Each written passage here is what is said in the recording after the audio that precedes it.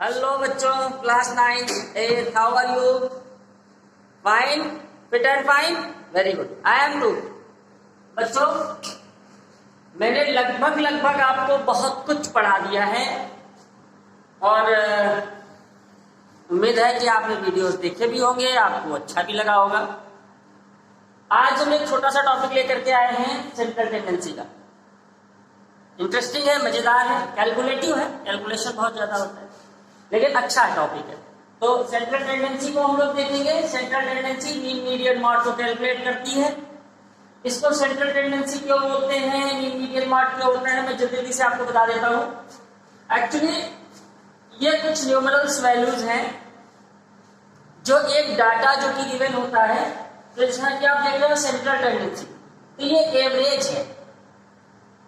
तो देखो ये सारे के सारे एवरेज है ना, ये भी एवरेज है, ये भी एवरेज है, ये भी एक औसत है ना। जैसे एक छोटा सा एग्जाम्पल ले लें कि बहुत ज्यादा भीड़ है कहीं और आपसे पूछ लिया गया कि कितने लोग होंगे, तो आपने देखा ऐसे अंदाजा लगाया, बोला कम से कम 1000 लोग होंगे। जो ये आप आइडिया ले रहे हो कि आपने काउंट नहीं किया, केवल देख करके आप बता रहे हो कि यहाँ पे 1000 लोग होंगे, ये एक एवरेज है। अगर हम लोग कैलकुलेटिव एवरेज निकालें, मान लीजिए 5 बच्चे हैं आपकी सीट पे और उसमें निकालना है कि इन बच्चों की हाइट का एवरेज क्या होगा, आप सारे बच्चों की हाइट को ऐड करके डिवाइड कर देते हैं, एवरेज आता है।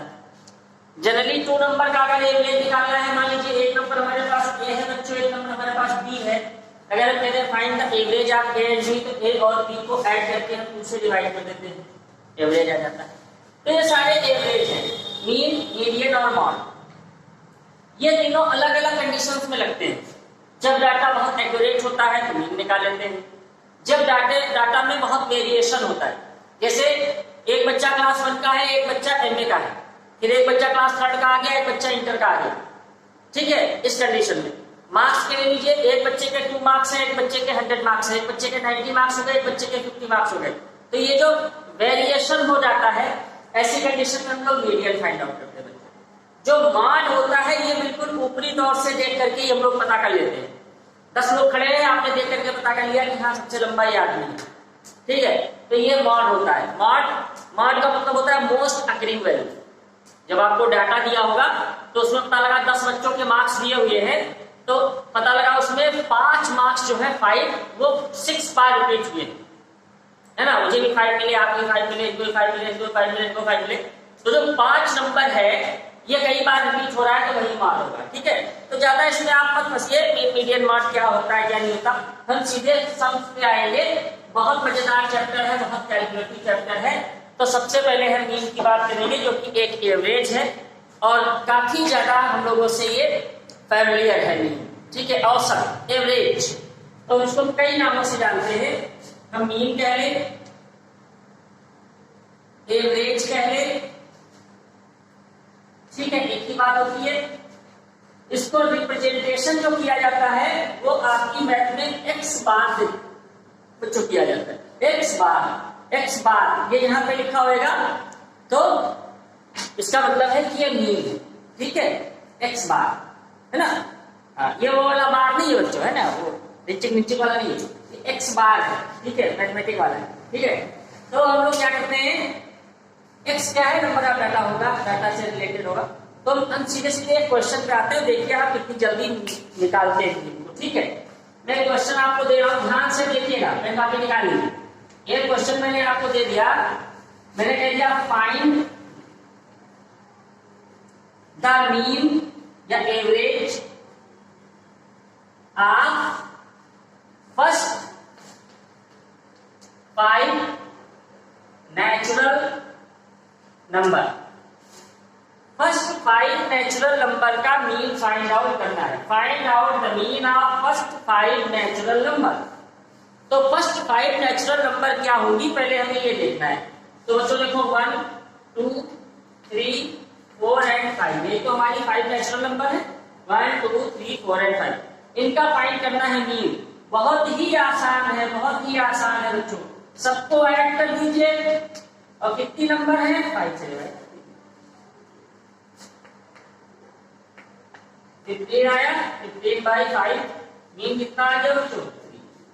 इन 5 नंबर्स का जो एवरेज है वो 3 है ना।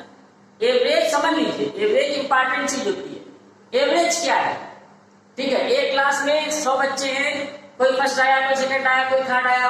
एवरेज क्या है, एवरेज बोले यार लगभग 60% रिजल्ट है, यानी 60% एक एवरेज है, ठीक है। तो ये एवरेज होता है, मीन इसी को बोलते हैं। तो मैंने मीन निकाली। अब यहां से देखिए फार्मूला बनता है, ये जो नंबर्स ली जाती हैं, यहाँ पे नंबर हो, मार्क्स हो, हाइट हो, वेट हो, कुछ भी हो सकता है, तो इसको हम बोलते हैं डेटा। कितने डेटा है, 1 है, 2 है, 3 है, 4 है, 100 है, 1000 है, वो होता है नंबर ऑफ डेटा। तो मीन का एक फार्मूला मैं लिख रहा हूं। अब ध्यान से देखिएगा क्योंकि बहुत सारे क्वेश्चन इस फार्मूले पर डिपेंड आएंगे।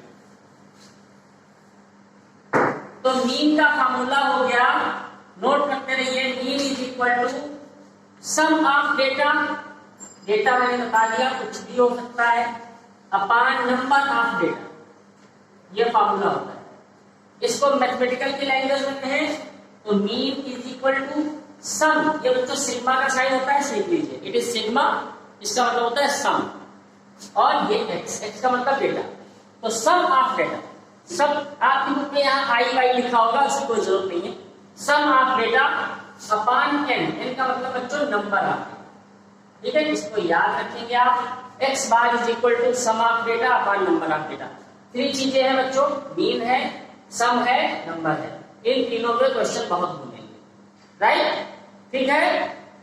चलिए तब याद रहेगा तो फॉर्मूला इधर मैं साइड में लिख के दे रहा हूं, तो चेक है ना, x bar is equal two upon, ये हो गया हमारा फॉर्मूला, ठीक है। चलिए अब हम सम देखते हैं, ठीक है, पहले मीन चल रहा है। अब एक सम कहता है, बिल्कुल पहले सिंपल सिंपल सम देखेंगे, फिर थोड़ा सा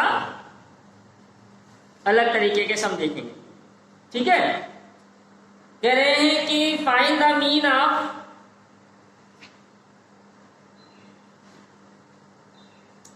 फर्स्ट ऑल फैक्टर ऑफ 10। हाँ ये क्वेश्चन दे दिया, find the mean of factor of 10। 10 के जितने फैक्टर हो सकते हैं उनका मीन निकालना है। 10 के जितने फैक्टर हो सकते हैं उनका मीन निकालना है। तो पहले 10 के फैक्टर निकाल लेते हैं। 10 के फैक्टर क्या होंगे बोलो, मैं बता देता हूं।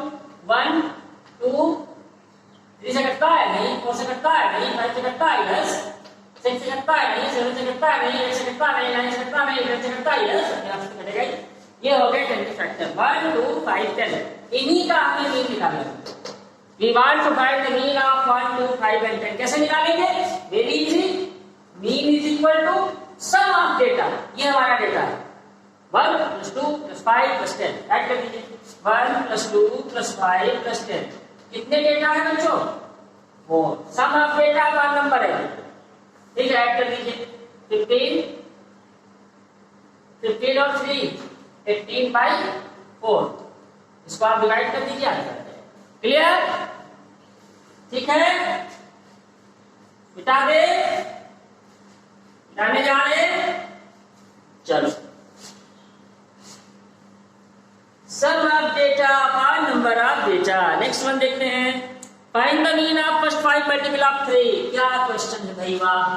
Find the mean of first 5 multiple of 3 के पहले 5 मल्टीपल का हमें निकालना है मीन, ठीक है।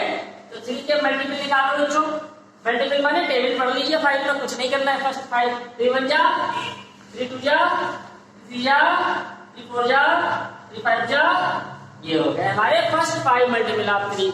इनका मीन निकालना है। मीन के लिए क्या करेंगे, फिर से अपना फॉर्मूला अप्लाई करेंगे। फॉर्मूला अपना रखना सा प्यारा सा, sum of data upon number of data. Product कर दीजिए 3 + 6 + 9 + 12 + 15 डिवाइडेड बाय 5। सॉल्व कर लेंगे, सॉल्व कर लेंगे, चलिए दे मेरे प्यारे बच्चों जल्दी से कर लो। चलिए अब एक सम देखते हैं बहुत बढ़िया सा। Find the mean of unknown दिया हुआ है x प्लस 2, ये डाटा है। पहली number x plus 2, x plus 4, x plus 6, x plus 8। ये इसका मीन फाइंड आउट करो। ये नंबर है, अननोन है, पता नहीं क्या होगा। Find out the mean of this data.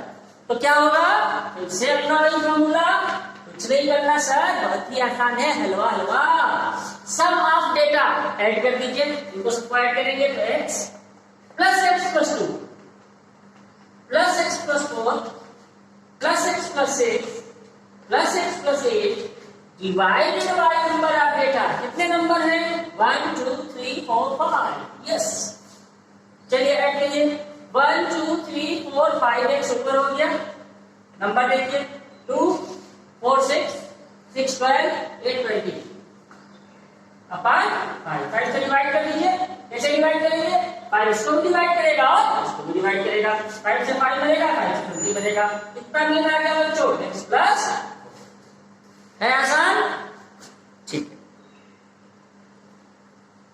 Clear हुआ। चलो अब आप देखो एक अच्छा सा सम कैसा घूमता है सम, वो भी देख लो आप, ठीक है।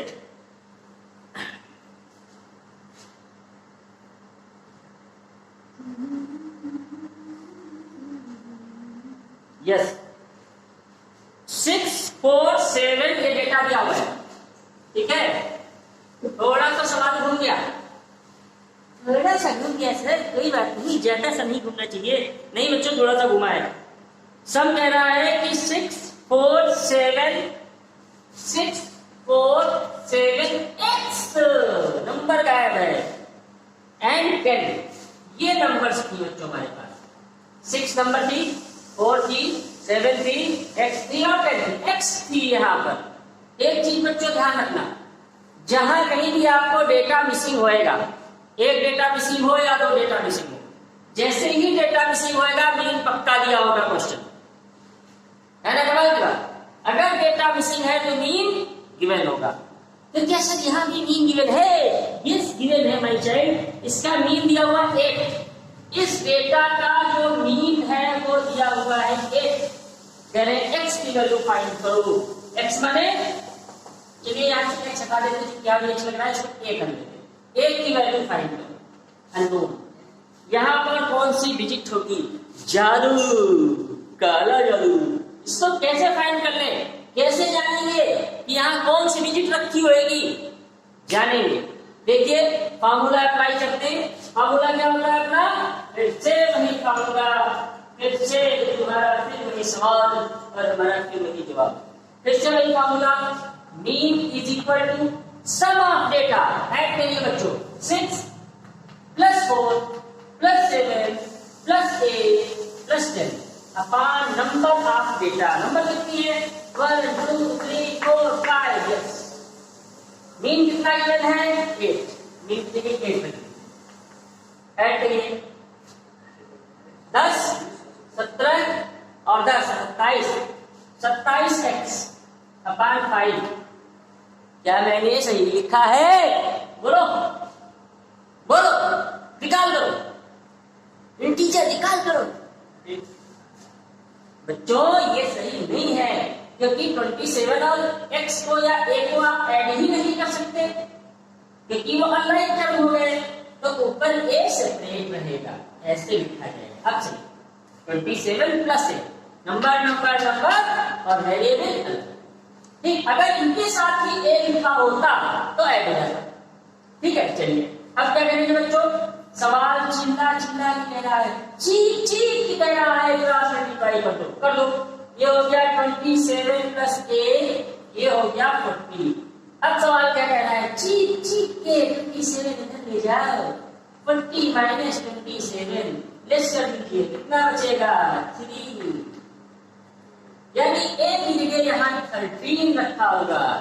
आ गया देखो, ठीक है। अब देखा आपने कैसा सवाल घुमा, अननोन दिया हुआ था, मीन दिया हुआ था, डिजिट निकाल लिया, ठीक।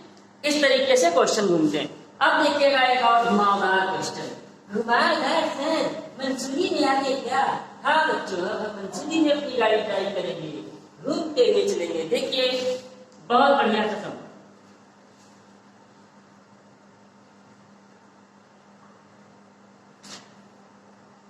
सब कह रहा है the mean of 100 data was to be 30 if at time of calculation two items were wrongly taken as 32 and 12 instead of 23 and 11. Find the correct mean. Find the correct mean. अगर data इस तरीके से ले लिया गया है तब क्या करेंगे? ठीक है, चलिए एक पहले हम सिंपल सम लिखते हैं और फिर टिपिकल सम करते हैं। ठीक है, चलिए हम एक सम खुद लिख रहे हैं। ठीक है, A B C D E, ये 5 बच्चे। ठीक, मैथ्स के टेस्ट में इनको मार्क्स मिले। कितने कितने मिले? इनको मिले 5 मार्क्स, इनको मिले 4 मार्क्स, इनको मिले 3 मार्क्स, इनको मिले 8 मार्क्स और इनको मिले, इनको 7 कर लीजिए, 6 कर लीजिए, इनको 6 कर लीजिए और इनको मिले 2 मार्क्स। इतने मार्क्स मिले 5 बच्चों। ठीक है, अच्छा जरा इनका मीन निकालें। सवाल आप देखते रहिएगा क्योंकि अब यहीं से आपको सब समझना है। अब हम कह रहे हैं फाइंड आउट द मीन। ठीक है, चलो मीन निकालते हैं। मीन क्या होता है? Sum of data 5 4 9 3 12 6 18 2 20। ठीक है, टोटल कितने मार्क्स है? टोटल बच्चे कितने हैं? 5 नंबर आ गया, कट गया, तो मीन आ गया बच्चों कितना? 2। जरा ध्यान रखिएगा। अब हम क्वेश्चन को पढ़ रहे हैं।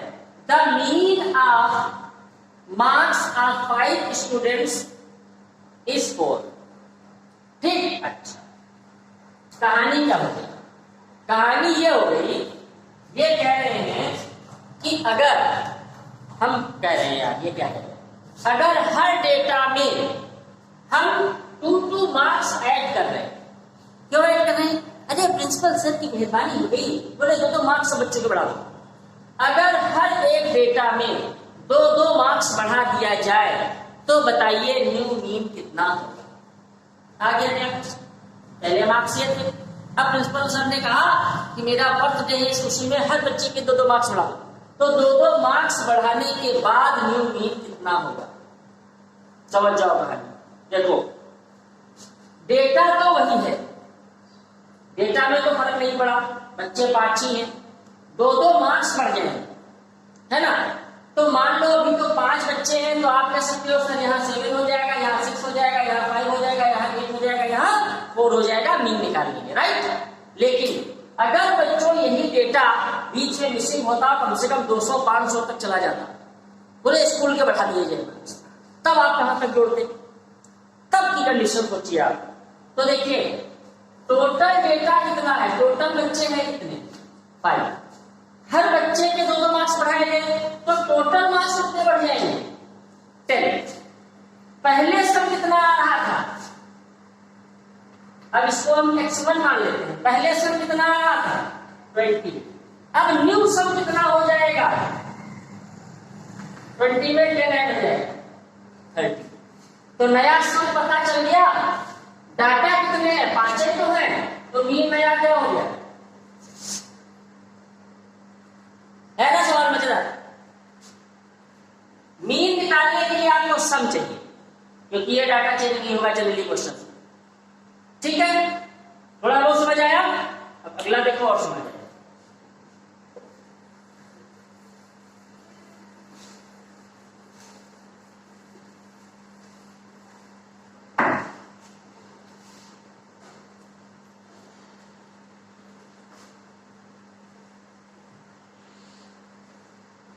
The mean of 16 number is 8. Question में लिखा हूं, नोट कर लीजिए। The mean of 16 number is 8. If 2 is added to every number, what will be the new mean? If 2 is added to every number, what is the new mean, what is the new mean, अपने आप करिएगा, ठीक है। हाँ भाई अपने आप करना है। चलिए नेक्स्ट वन देखते हैं, नोट कर लिया, पास करके नोट कर लीजिएगा। Next question, the mean of 5 number is 18, the mean of 5 number is 18 if one number is excluded, if one number is excluded,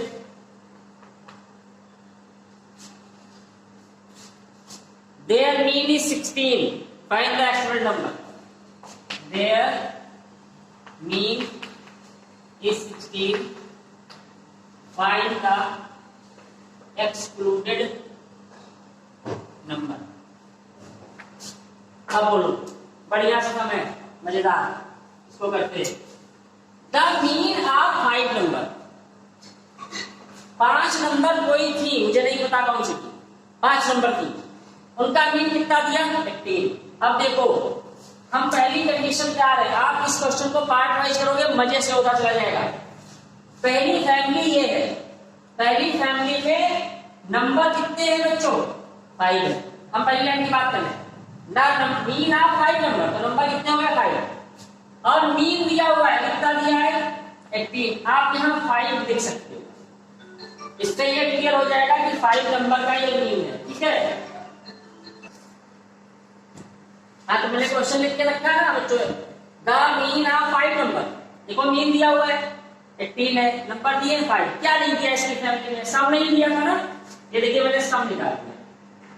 अगर सम, इनकी फैमिली में 3 चीजें होती है ना, नंबर ऑफ डाटा, मीन और सम। नंबर ऑफ डाटा भी दिया था 5 है, मीन भी दिया था 18 है, सम नहीं दिया था, हमने सम निकाल दिया कि जो 5 नंबर उनको गिवन थी उनका सम कितना है 90 है, ठीक है। ये हो गया, फॉर्मूले से आ गया है ना, इनको मल्टीप्लाई करेंगे सम आएगा, नंबर और मीन। उसके बाद की केस देखिए, उसके बाद करेंगे वन नंबर इज एक्सक्लूडेड, एक नंबर हटा दी गई है, एक नंबर हटा दी गई, तो अब नंबर बचेगी कितनी 4। जब एक नंबर हटाई गई तब मीन कितना बना 16। तो फिर देखो नंबर मालूम, मीन मालूम, सब नहीं मालूम, हमने सब निकाल लिया, कितना आ गया 64, राइट। दोनों केसेस में सब मालूम है, 5 नंबर का भी सब मालूम है और 4 नंबर का भी सब मालूम है। सम का डिफरेंस ले लीजिए, पहले 90 सम आ रहा था, आपकी 64 आया, माइनस कर दीजिए 26 जो आया है, यही नंबर एक्सक्लूड की गई है, निकाल लीजिए। ऐसे सम आपके में पूछे जाते, ठीक है। अभी आपके में सम आएंगे कि इतनी इतनी हाइट है बच्चों की, फिर उसमें लिखेंगे यार भूल से इस हाइट को ये पढ़ लिया गया, अब नया मीन बताइए, तो कोई प्रॉब्लम नहीं है।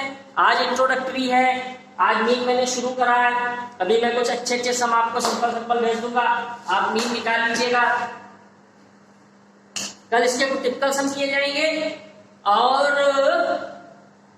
उसके बाद इसका एक और फार्मूला चलेगा जब इसमें फ्रीक्वेंसी इंट्रोड्यूस होगी, फ्रीक्वेंसी है ना नई चीज, ये भी इंट्रोड्यूस होगी, तब इसको देखेंगे।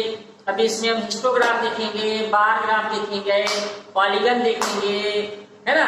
तो ये टॉपिक भी थोड़ा सा लंबा चल रहा है, 10 मार्क्स का आपके एग्जाम में ये आता है सेंट्रल टेंडेंसी, और बिल्कुल फ्री के नंबर होते हैं, बट्टे के बहुत ही इजीएस्ट चैप्टर माना जाता है, थोड़ा सा समझना है, पूरा कैलकुलेटिव होता है। अच्छा लगा होगा आपको, मैं उम्मीद करता हूँ, आई होप कि आपको बढ़िया लगा होगा। प्यारे बच्चों, गुड बाय।